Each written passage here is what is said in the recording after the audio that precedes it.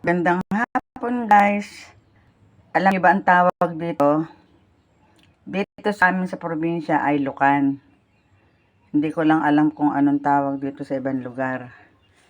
Ito yung lukan na nakukuha sa lalao. Lalaos kung tawagin sa amin o palaisdaan.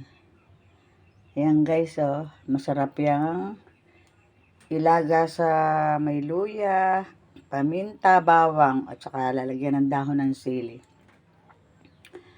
Ayan guys.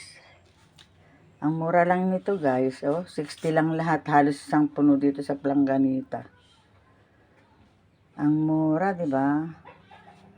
Mamaya ito ang aming lulutuin panghapunan. Ang kalahati ay bukas naman. Thank you, thank you. Thank you for watching. Bye. Anong tawag sa inyo guys? Comment nyo lang po kung anong tawag nyo dito sa ano ito, yung seafood na ito. Bye-bye. Thank you.